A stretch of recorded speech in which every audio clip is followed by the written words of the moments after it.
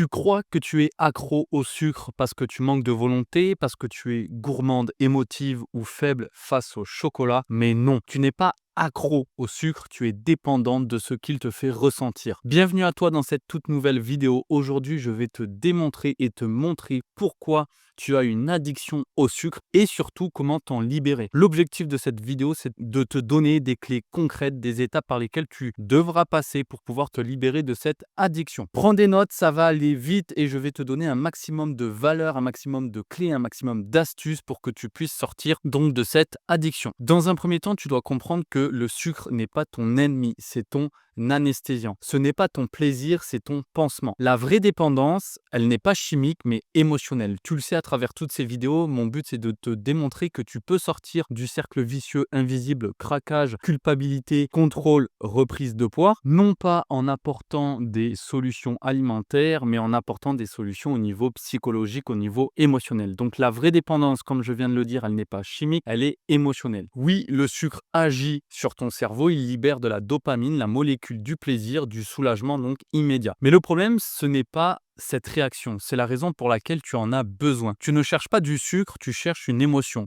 Le calme après la tension, la douceur après la dureté, le réconfort après la solitude. C'est pour ça que la plupart du temps, et peut-être c'est ton cas, mais la majorité des femmes, lorsqu'elles sont en phase de craquage, vont se diriger vers un aliment sucré. En majorité des cas, ça sera plus un aliment sucré qu'un aliment trop gras ou trop salé. Pourquoi? Parce que le sucre, comme je pense tu le sais, c'est considéré comme une véritable drogue et le cerveau est beaucoup plus à même à s'orienter vers ce type d'aliment-là parce qu'il procure beaucoup plus de réconfort, beaucoup plus de bien-être, etc. Ça dépend bien évidemment des femmes, je ne fais pas une généralité, mais en règle générale, justement, le sucre est consommé par une grande partie des personnes lorsqu'elles sont en phase de craquage. Donc tu te connectes au sucre parce que c'est la seule chose qui ne te juge pas, qui t'apaise immédiatement, qui t'offre à la fois ce que personne ne t'a appris à t'offrir toi-même, la sécurité émotionnelle. C'est pour ça que lorsque je dis que beaucoup de femmes s'orientent vers le sucre, c'est surtout par rapport aux émotions. Elles trouvent du réconfort émotionnel en allant chercher ce type d'aliment-là. Comment le sucre détourne ton système nerveux? Quand tu es stressé,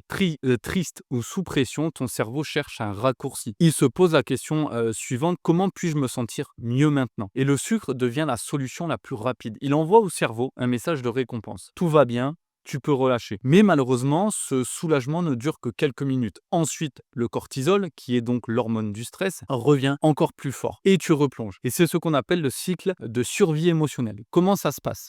Là, je t'ai mis un petit schéma, c'est relativement simple, hein, sous forme de cercle, sous forme de cycle par la même occasion. C'est la première chose, tu ressens une forme de tension. Quand tu ressens une forme de tension, c'est peut-être à cause de ta journée. Tu vois, peut-être que tu es stressé, fatigué, irrité. La journée que tu as passée peut-être en famille ou avec tes enfants, tu as éreinté, etc. Peut-être que tu manques de confiance en toi, peut-être que tu en as marre de ne pas t'imposer au sein de ta famille, au sein de ton travail, tu n'arrives pas justement à exposer ton point de vue, etc. Il y a beaucoup d'éléments qui font monter la tension en toi. C'est pas uniquement parce que tu es fatigué ou en colère, c'est vraiment tout l'aspect psychologique et tout l'aspect émotionnel. Chaque personne est différente, réagit différemment et ses émotions sont plus ou moins fortes en fonction des événements qu'elle vit au quotidien, etc. Donc, une fois que ta tension monte, forcément, tu as besoin de réconfort, tu as besoin de paix intérieure. Donc, derrière, qu'est-ce qui se passe? Tu vas aller immédiatement et instinctivement aller chercher du réconfort dans le sucre, dans des aliments sucrés. Derrière,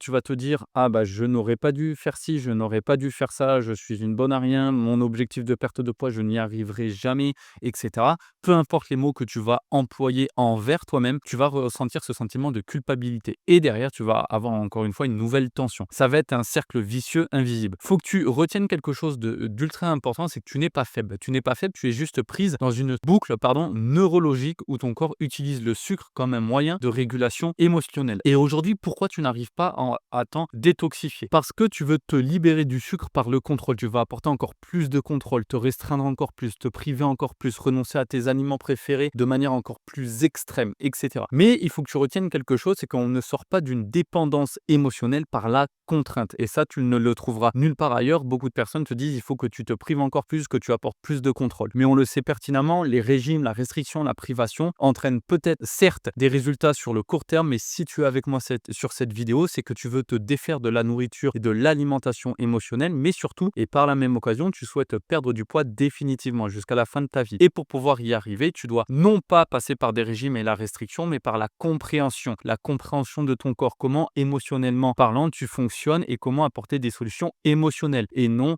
alimentaires, notamment encore une fois par la restriction. Quand tu dis j'arrête le sucre, tu prives ton corps de son seul moyen connu pour se calmer. Le résultat, le stress augmente et plus ton stress monte, plus ton cerveau réclame du sucre. C'est constamment, en fin de compte, si tu veux, une boucle infinie sans faille. Donc tu n'as pas besoin d'interdire le sucre, tu dois comprendre pourquoi ton corps y retourne. Le sucre n'est pas ton problème, il est ton signal d'alarme. Et tant que tu éteindras ce signal au lieu de l'écouter, tu resteras dépendante. Aujourd'hui, le sucre t'apporte quelque chose, mais tu peux le retrouver autrement. Et on va voir de quelle manière. Si tu veux, quand tu manges sucré, tu cherches 3 choses. De la douceur, parce que tu vis trop souvent dans la dureté, de la chaleur, parce que tu passes tes journées à tenir bon, c'est ce qu'on appelle également le syndrome de la bonne fille. J'en ai parlé dans des précédentes vidéos, c'est-à-dire tu restes sagement à ta place, tu encaisses sans jamais pouvoir exprimer tes émotions, ton ressenti, sans jamais pouvoir exprimer la personne que tu es à l'intérieur. Et enfin, du relâchement parce que tu ne sais plus comment te détendre sans culpabilité. Au final, ce n'est pas ton palais qu'il faut rééduquer, c'est ton rapport à la douceur. Et le jour où tu apprendras à t'apporter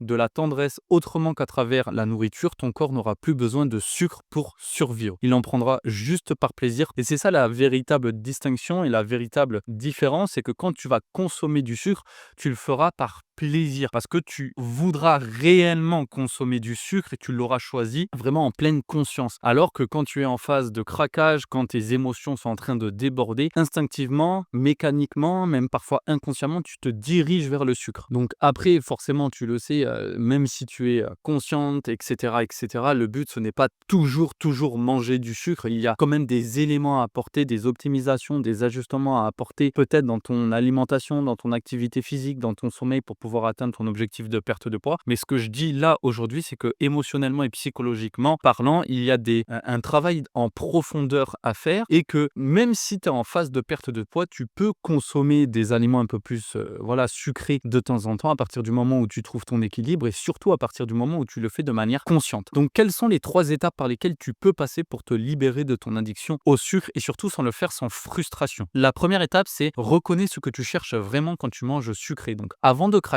demande-toi qu'est-ce que j'attends de ce sucre maintenant? Et souvent, tu verras que la réponse n'a rien à voir avec la faim. C'est souvent de la douceur, du réconfort, de la pause, du calme et surtout, offre-toi cette émotion autrement. Le fait de retrouver du réconfort, de la paix intérieure, essaie d'aller chercher et je vais te donner des petites astuces, des petits outils, des petites méthodes par lesquelles tu peux passer et essayer, mais essaie d'aller chercher ton réconfort, ta paix intérieure autrement que par la nourriture et j'en ai encore une fois déjà parlé dans d'autres vidéos. La deuxième étape, c'est réintroduire la douceur dans ta journée. Donc si tu veux réduire ton besoin de sucre, apprends à te donner de la douceur tout au long de la journée. Par la musique, la respiration, la lenteur, un geste bienveillant. Encore une fois, ça peut te paraître des conseils anodins, mais trop peu de personnes les appliquent. Ne serait-ce, tu vois, par exemple, la respiration ou manger en pleine conscience, personne ne le fait. C'est-à-dire que manger sans utiliser le téléphone portable, sans parler à X ou Y personne ne le fait. Le but, c'est de manger, de te concentrer sur ce qui rentre dans ta bouche, de prendre des moments de calme, de respiration avant de manger, etc. Et c'est super important. Moins ton système nerveux sera en manque, moins ton corps réclamera de compensation. Et enfin, la troisième étape, c'est mange le sucre consciemment. C'est ce que je te disais quelques minutes auparavant. Et surtout, fais-le sans honte. Tu vas le faire de manière consciente. Donc, si tu en veux, prends-en lentement, en respirant, en savourant. La honte fait plus grossir que le sucre lui-même. Parce qu'elle déclenche du stress, donc du cortisol, donc du stockage. Et la libération commence le jour où tu cesses de diaboliser le plaisir. Ne me fais pas dire ce que j'ai pas dit. C'est sûr, si aujourd'hui, tu décides de toujours manger tous les jours des aliments sucrés, que tu ne manges pas du tout sainement, que tu fais pas de sport, que tu as une mauvaise récupération et que tu espères perdre du poids, non, je te dirais par contre ça va être compliqué. Mais si de temps en temps, par exemple avec tes enfants, avec je sais pas, ton équipe de travail, si tu es directrice ou je sais pas moi, ou patronne, peu importe, de temps en temps tu te fais des petits plaisirs sucrés, c'est ok, fais-le en pleine conscience. Derrière, essaie de ne pas culpabiliser parce que la culpabilité ne pointera pas forcément le bout de son nez dans la mesure où tu mangeras du sucre en pleine conscience et tu vas vraiment considérer que ce que tu manges, c'est vraiment avec plaisir et non par, on va dire, par conséquence de quelque chose. Aujourd'hui, comment tu peux passer du contrôle à la conscience? Dans un premier temps, tu dois prendre en compte et en considération que tu n'as pas besoin de lutter contre le sucre. Tu dois simplement réapprendre à te sentir bien sans lui. Tu dois donc réguler tes émotions, pas les calories. Et pour ça, il faut comprendre ce qui, dans ta vie, crée ce vide que tu remplis. Donc quand tu auras apaisé ce vide, le sucre redeviendra ce qu'il aurait toujours dû être, un plaisir, pas une béquille. Donc le sucre en soi n'est pas le problème, c'est la manière dont tu t'en sers qui t'enchaîne. Tu ne veux pas juste arrêter le sucre, tu veux retrouver la paix. Et c'est pour cette raison que mon but, moi, c'est toujours de t'aider, de mettre toujours en avant des étapes par lesquelles tu peux passer pour te défaire de la nourriture émotionnelle. Et j'ai créé pour toi l'audit MRE, c'est simplement un appel en one-one, toi et moi, où je vais t'aider à comprendre ce qui déclenche tes envies de sucre. Et surtout, bien évidemment, comment t'en libérer sans pression, sans privation, sans culpabilité. Et tu verras comment calmer ton système nerveux, reconnecter ton corps à la sécurité intérieure et transformer